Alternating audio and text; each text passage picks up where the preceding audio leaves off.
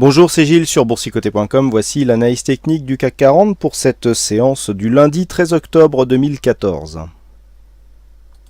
Avec une séance, quoi qu'on en dise, qui finalement confirme la poursuite du mouvement baissier, puisque même si nous avons ici cette bougie qui est verte, même si nous allons le voir, la clôture est positive, nous avons toujours une évolution qui se fait d'après la loi de Dodo dans une tendance directe qui reste baissière, avec des points hauts et des points bas inférieurs aux précédents, et surtout l'ouverture ici de ce gap baissier. Donc pour ceux qui ont suivi un petit peu ma vidéo de vendredi où j'expliquais comment interpréter les différents gaps qui se présentaient, et bien nous avons encore une fois là un gap qui s'ouvre et qui est clôturé en séance. Nous allons voir qu'il est un peu différent par rapport aux autres.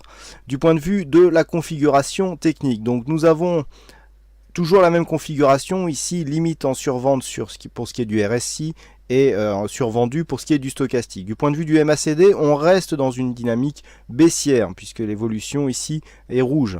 Du point de vue des volumes, on reste orienté à la baisse aussi, puisque si on zoome ici sur les volumes, nous pourrons nous apercevoir que les volumes qui interviennent lors de cette séance haussière sont inférieurs à la moyenne. Alors cela s'explique aussi par un jour férié aux États-Unis. Malgré tout, les États-Unis, la bourse était ouverte, hein, c'était Columbus Day. Un jour férié mais coté, donc moins d'investisseurs tout de même, mais peut-être pas autant que si Wall Street par exemple avait été fermé. Et puis nous avons une volatilité légèrement supérieure à la moyenne, mais ça je dirais que c'est devenu habituel depuis désormais quelques jours. Donc pour interpréter tout ça, et donc malgré une clôture positive, hein, puisqu'après avoir ouvert en forte baisse, eh bien, le CAC 40 clôture à 4078,70, on regagne 0,12% sur cette séance, presque 5 points gagnés par rapport au cours de clôture de vendredi. On est passé tout près de la correctionnelle tout de même, hein, puisqu'avec cette ouverture ici à 4030 points, hein, 4033 points, c'est le plus bas qui est à 4030, on avait ici un fort gap haussier, fort gap baissier, pardon. Alors, comme je vous le dis souvent, des bougies comme ça qui s'ouvrent extrêmement loin de la bande de Bollinger fait souvent, pas tout le temps mais souvent, l'objet d'un retour à l'intérieur de cette bande de Bollinger. Hein. Je vous rappelle cette statistique que je vous indique souvent ces derniers temps. Une bougie totalement hors de la bande de Bollinger, c'est statistiquement sur les 20 dernières années une bougie par an. Donc on a ici une bougie qui a commencé à s'inscrire à l'extérieur des bandes de Bollinger, mais qui finalement est venu réintégrer. Ça a donné lieu d'ailleurs l'objet d'une position qui a été ouverte à l'ouverture des contrats futurs et qui est toujours en cours. Donc on est toujours dans cette phase baissière avec un petit rebond technique, mais finalement du point de vue chartiste, on reste dans une tendance baissière puisqu'il n'y a pas de plus haut cassé. Hein. Je vous avais indiqué ici qu'une rupture de cette zone des 4125 points eh bien, pouvait justifier le début d'un rebond technique. On n'est pas du tout venu chercher cette zone, on est resté sous cette zone des 4109 qui reste une zone majeure puisque c'est cette zone de point bas ici. Hein. Si on s'écarte un petit peu, on voit maintenant que c'est cette zone de point bas des 4109 points qui va donner le là pour un possible rebond technique, voire un signal de continuité de cette tendance baissière moyen terme. Pourquoi? Tout simplement puisque c'est le point bas significatif. Si ce point bas ici est cassé et qu'il s'impose comme zone de résistance, on aura donc la confirmation que nous sommes dans une tendance baissière, certes, mais dynamique aussi, puisque la zone de support ici significative se transformera en résistance, ce qui est caractéristique d'une tendance baissière.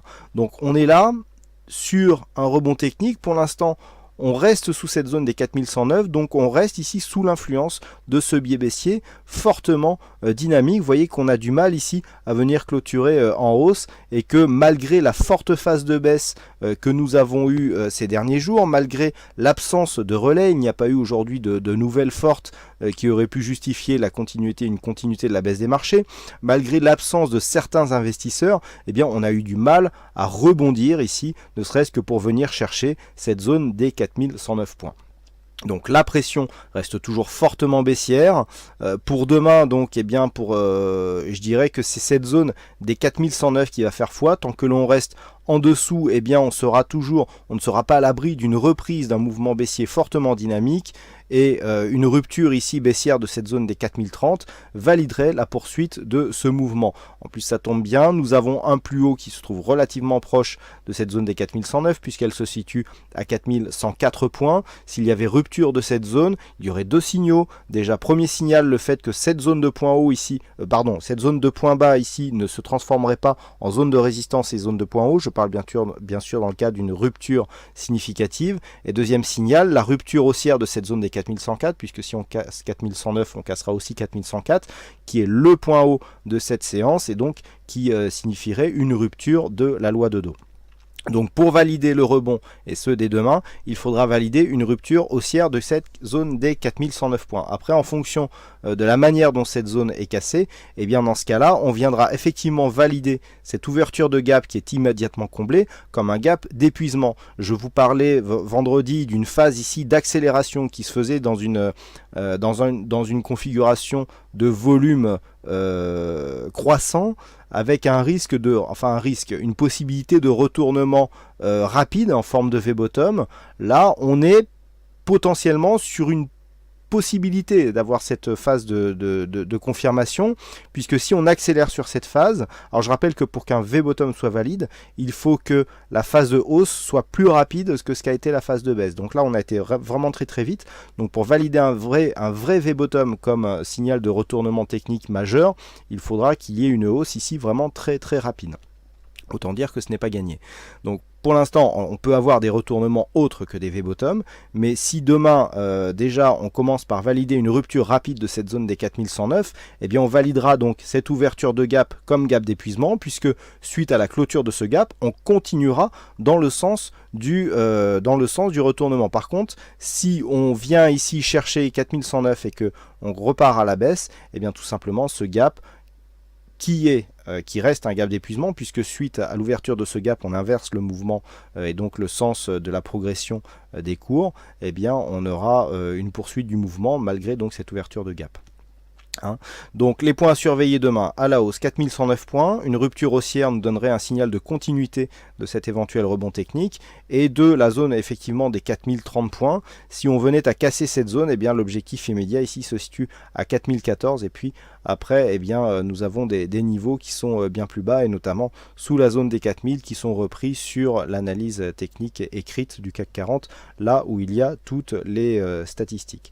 Voilà donc ce que l'on peut dire sur cette analyse technique du CAC 40. Aujourd'hui donc il y avait encore un fixing, et c'est Dussel avec un très beau pronostic fait à 10h ce matin qui gagne donc ce fixing. Donc très belle victoire de Dussel, bravo à toi. Et puis au niveau des statistiques, alors nous avons quelque chose de très équilibré, et qui plus est avec très peu d'occurrences. Donc nous aurons certainement des statistiques non significatives demain. Je vais essayer de pousser un petit peu le système pour voir si on peut avoir quelque chose de significatif, mais a priori il semblerait que ce soit je dirais que les probabilités soient très partagées par rapport à cette configuration qui est tout de même assez spéciale et qui n'a pas été souvent retrouvée au cours des 15 dernières années. Voilà donc ce que l'on peut dire sur cette analyse technique du CAC 40. Donc je vous rappelle que vous pouvez retrouver toutes les analyses du site sur le site boursicoté.com, et donc je vous dis à demain pour d'autres analyses techniques sur le site boursicoté.com.